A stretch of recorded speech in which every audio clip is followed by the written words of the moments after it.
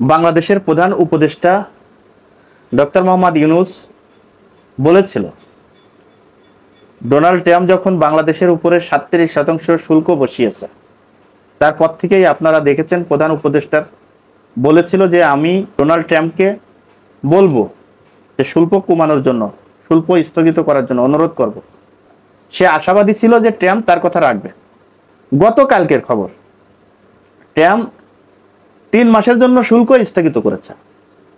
Trump 3 মাসের জন্য শুল্ক স্থগিত করার পর আমাদের বাংলাদেশের প্রধান উপদেষ্টা ডক্টর মোহাম্মদ ইউনূস ট্রাম্পকে ধন্যবাদ জানাচ্ছে।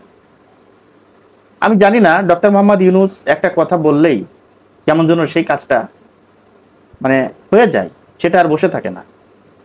কি এমন তার ভিতরে আধ্যাত্মিক ক্ষমতা আমি জানি না, আল্লাহ তার ভিতরে কি একটা পাওয়ার দিয়ে দিয়েছে যে সে যেই কাজটাই করতে যাচ্ছে সেই কাজটাই দেখেন সামনের দিকে দ্রুত এগিয়ে যাচ্ছে।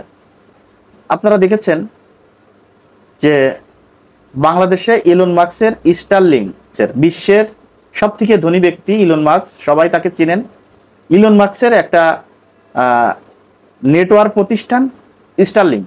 স্টারলিংক বাংলাদেশে ব্যবহার করবে কয়েকদিন আগে মাত্র বলেছে, এখন বাংলাদেশে স্টারলিংক ঢুকিয়ে দিয়েছে। স্টারলিংকের কার্যক্রম আপনারা কালকে দেখেছেন নিউজের মাধ্যমে, যে বাংলাদেশের বিনিয়োগকারীরা বিভিন্ন দেশের থেকে এসেছে, এখানে স্টারলিংকের ব্যবহার চালু হয়েছে।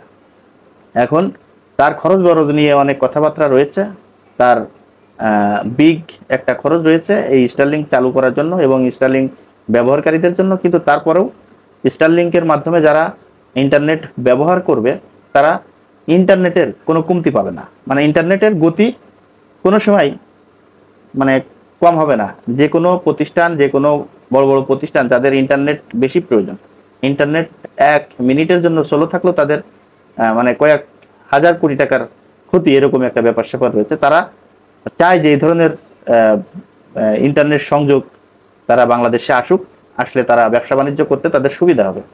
ঠিক সেই কাজটা ইতিমধ্যে কিন্তু করে ফেলেছে, মুখ দিয়ে বলাও শেষ, করাও শেষ। যাই হোক, এই যে তার যেই গুণ আমরা সামনের দিকে দেখছি এখন, এরই মাঝে আবার দেখেন বাংলাদেশ ক্ষমতাধর 50টা দেশের তালিকায় কিন্তু বাংলাদেশ রয়েছে।